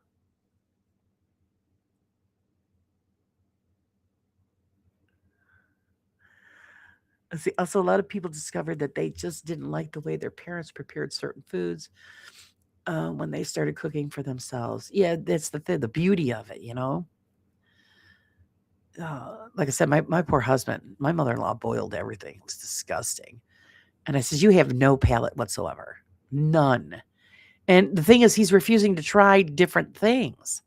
I said, you are missing out on such beautiful food because, you know, he's just meat and potato guy. That's it. Meat and potato. And another thing, well done. You know, when we make splurge and have a steak or something and I got to cook his to death, I'm thinking, you know, what a waste. No, it ain't. Yes, it is. You taste nothing. You've cooked the taste completely out of it. As picky as your husband is, Laura, I'm surprised you could find anything to feed. Oh, there's some days, Sage. I'm telling you, where he'll say something. I say, guess what? You're cooking your own now. I don't put up with it anymore, and he knows it. But I do cater to him because, you know, well, that's the way it is. So that's why it's great when I'll think, oh, yeah, you know, he's not going to be home for dinner. I can make what I want.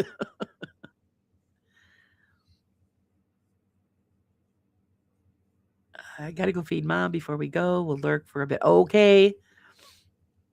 Totally get that. Yeah, I fed mom her breakfast this morning. Lunch is coming up.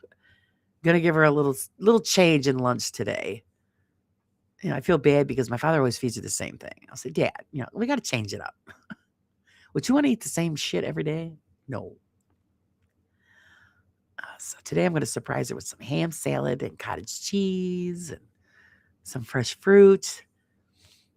She loved it this morning. I gave her cran raspberry juice for breakfast. Oh boy, she drank the whole thing right down. That's the thing. Some shirts, they measure the chest and the neck, but they don't take the rest of the torso into account. Length could be more important than width. Yeah, exactly. Phil's going to be furry.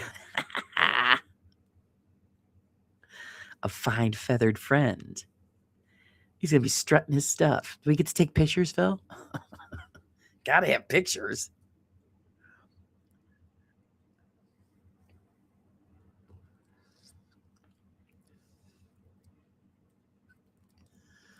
I've had so many women say, oh, we just love your husband. We're going to steal him. I go, go ahead. You go ahead. I guarantee you by the time dinner rolls around, you'll be throwing his ass back in my driveway. And they look at me. No, I said, oh, I guarantee it.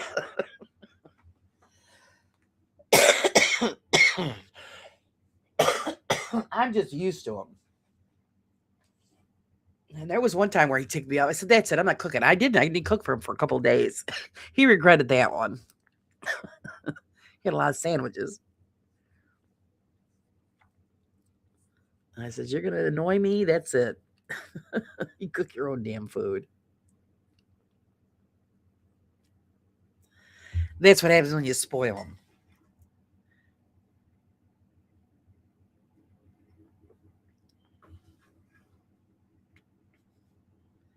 My mother was even worse. Of course, my mother was raised to cater to the husband.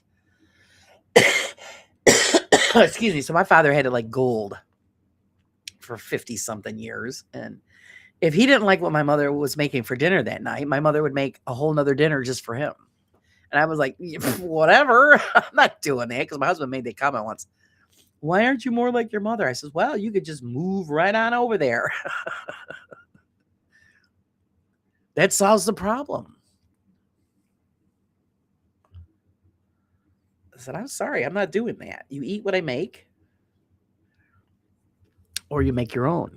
It's not a restaurant.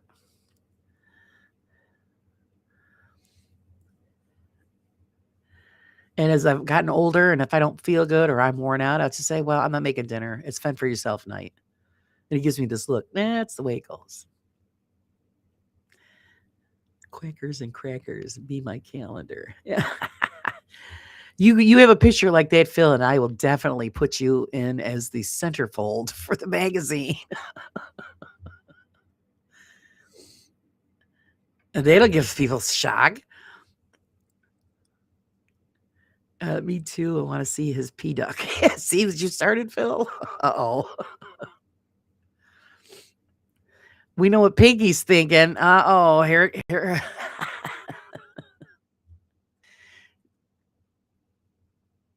You know what you have to do now, Pinky, right? Most commission clothes only look at a few measurements. When you do tailoring, you discover how much measurements you actually need.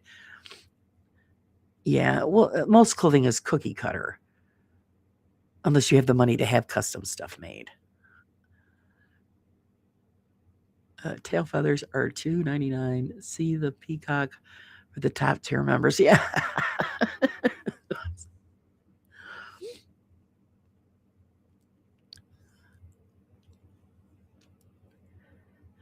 Full page spread, feathered Phil. Yeah, exactly.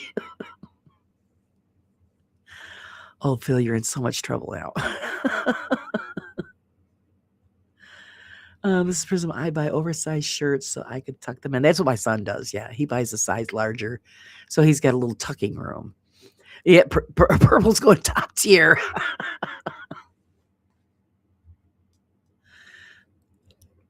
Spread eagle. Gorgon's my friend. Exactly, Pinky. You know what you got to do.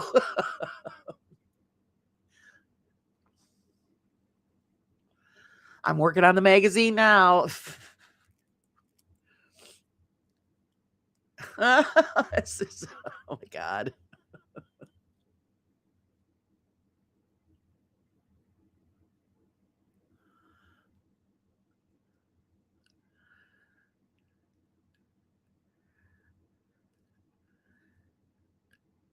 And the bonuses, it's springtime and it's going to be May. So there's all kinds of stuff. Hey, leave the Eagles out of this.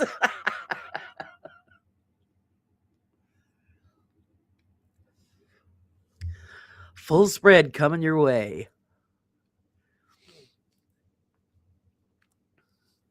Pinky has an evil twin that's just like her. That's right. That's right. I already know what she's gonna do. So, it's gonna be a surprise. I feel for you. I've stopped wearing pants and only wear skirts because most are made for a bigger hip to waist difference. Oh, I had a girlfriend that was like that. She was shaped like a bottle, to be honest with you. She was thin from the waist up, but after that, the hips, she had a large behind and hips. And she couldn't find pants because if you get the pants to fit the back end, the waist was huge. So she always had to, have it taken in at the waist and wear a belt. She had a very odd straight shape to her. It was the hardest thing for her. She couldn't buy regular pants. She had to have everything altered. It was the weirdest thing. Leanne, how do you know that she's not the evil twin? That's good point, Sage. Good point. Yes. We could be dealing with the evil twin right now.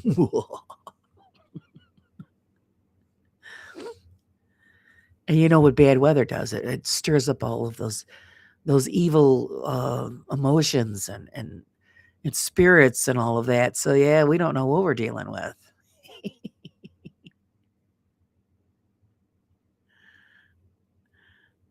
Well, now we know who has the center page for the magazine now. Well, you don't know. You don't know.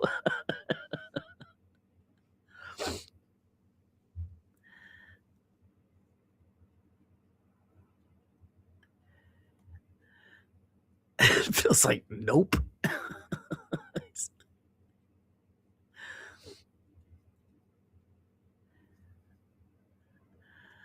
I just have all of these visions going through my mind right now. So it's going to be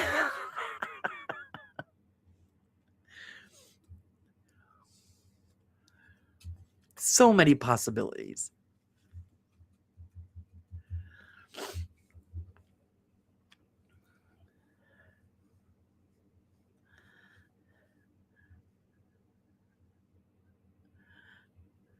Mr. Prism, the other thing that drives me crazy is belts. Yeah, I can never find one that fits me. I have a 34 waist and can't get a normal one that goes tight enough. I have elastic ones with hoops. You have to put in extra holes. That's we've had to do that here too. With my son, put in extra holes.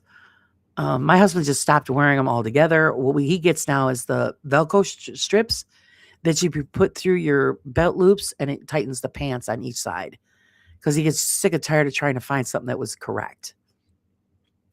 And he says he loves it with the Velcro strips. A little imagination is a dangerous thing. Oh, yeah, it is. Good thing most of you don't know what I look like. I know what you look like, Phil.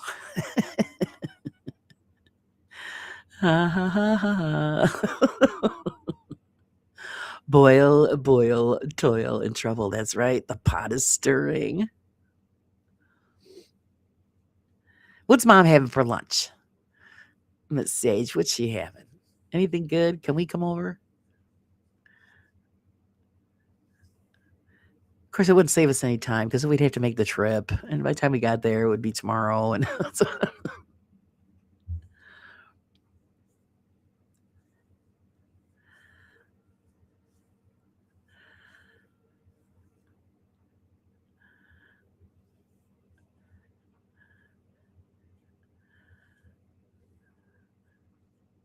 oh, yeah. See, Purple says, I know what you look like too, Phil. Ha ha ha.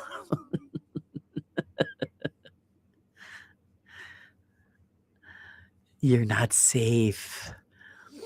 No one is safe.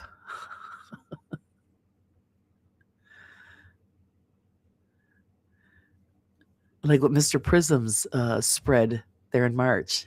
Loved it. Loved it. Oh, God, Pinky. Check my email. Uh-oh. I'm certain you're right. Yes, people can be bought. That's hilarious.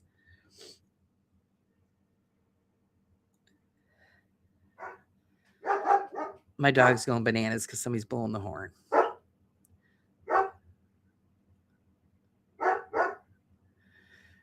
Oh, that's cool, Pinky. That's cool. But I was thinking something a little spicier, but that's cool.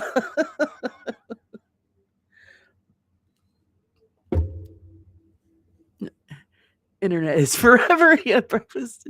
Oh, it's breakfast there. She's having toast English muffin. She didn't want a large meal when traveling. Oh, that's right. You guys gotta travel.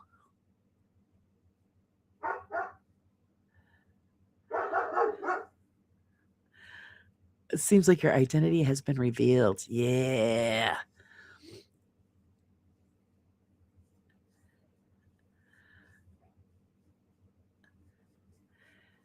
That's right. Well, there's a will, there's a way. You need to share it. Oh, it's funny. Do you put it on Piggy? Put it on the Discord. That's right. That's why I said that's it, Phil. You're done. Pinky was already on it.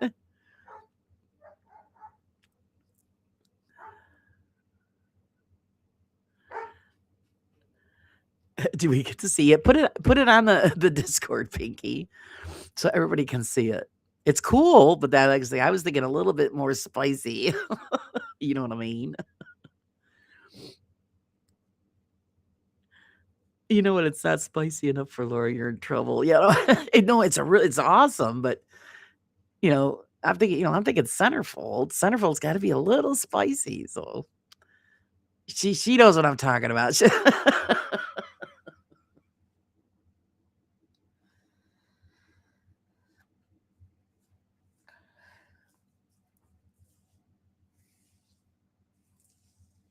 Gotta have a little spice. Come on. Life can be so blah. So we gotta spice it up. Yeah, share with the group. Put it on the Discord so they all can see. They're waiting.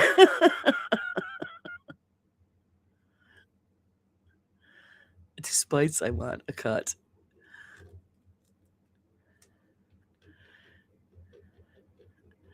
It is awesome. Actually, they would make a really cool character. We can make them spicy. There you go. See, she's on it. If you do the spicy one, we can't share it because if we put it in the magazine, they gotta wait. You paranormal only fans. There you go.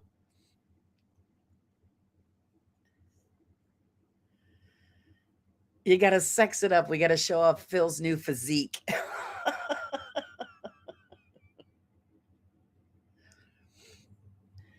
They have the girls banging down the door. I turned off the R18 function. Oh, okay. Yeah, gotta make it spicy. I want people to be, ooh, when they flip that page. Oh my, Phil.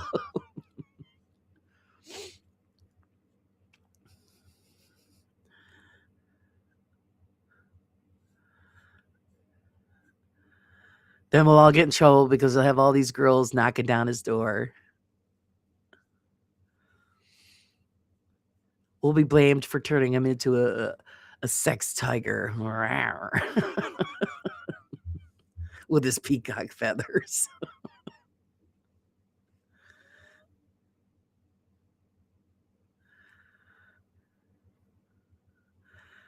Now, you know, Sarah's got to be sleeping because she would be in all over this conversation. She's missing out. Of course, she was on late last night. When you have to check behind you when you flip the page. That's right. It's made me look at no quick look.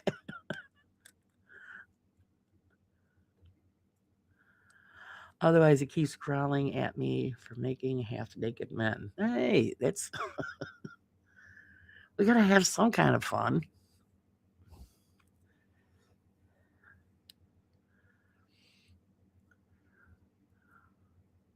We gotta come up with a girl too, because we haven't done a girl in a while. Oh, I'm waiting to see it in Discord. That's a big sword you have. Isn't it purple? Oh my.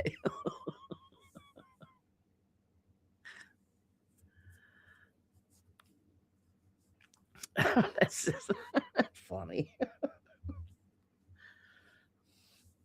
Oh my god. Oh, the comments. Oh, Bill.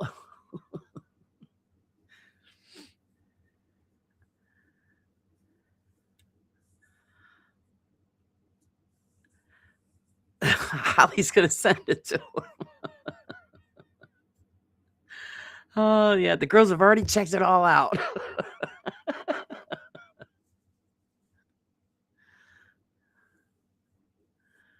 Justin wasn't upset about his monkey onesie. Yeah, that's freaking hilarious. Excuse me.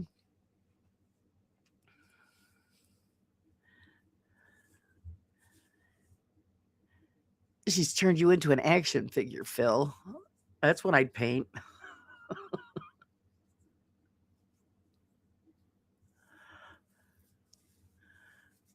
That's hilarious. Private chat. She put it in the private chat, Phil.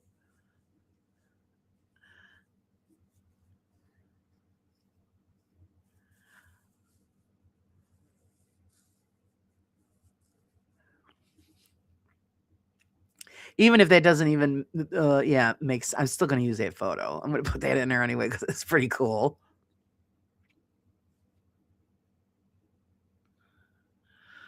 Mrs. Prism's going to have to investigate it thoroughly when she gets home. Oh my god. Do you come with batteries? Is it Superstar or what, Phil? Hey everyone, I'm lurking and working, but wanted to jump in before it ends to say hi. Well, I'm glad you did, Cynthia. I hope you're enjoying yourself. Us, razzing Phil, turning him into a sex god.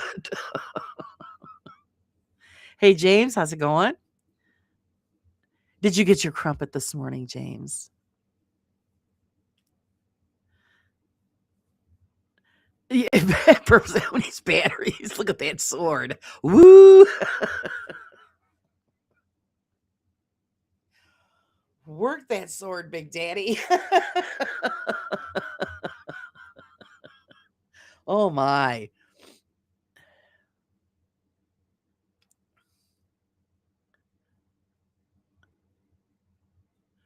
Good gracious.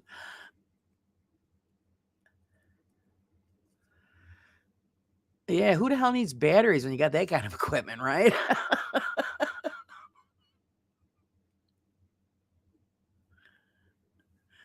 Yes, happy Friday to you too. I hope everybody has a great Friday, great weekend. Try to make the most of it anyway. Kind of blushing. Okay.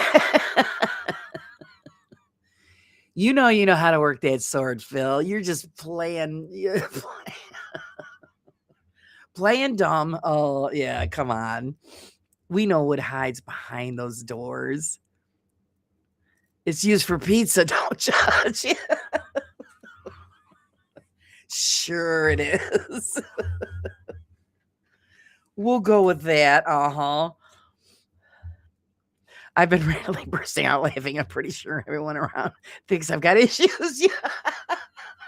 Don't you love that? I love it. They look like Cynthia having a breakdown.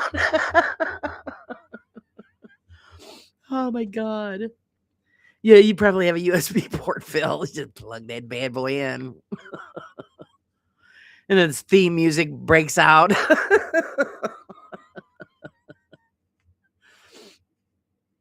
Kind of like, what the hell was that? What the hell is that cartoon? The Power of Grayskull? Is that what he used to say when he held the sword up in the air? Oh my god. Oh, she probably posted it in mine, Phil. That's a big pizza you're using that on. Yes. Okay, dear Betty, you have a great day. Have a great weekend if we don't see you in chat somewhere. Or if I don't see you Sunday on the miniatures. Always love having you join us. It slices, it dices, it juliennes. Yeah, it does everything. Oh my god.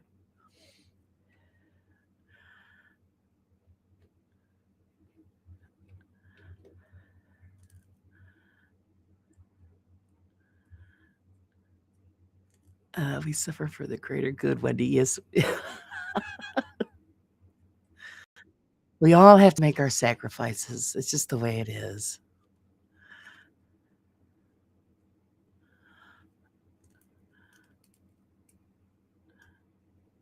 It's in Laura's, and I had to search for Pinky.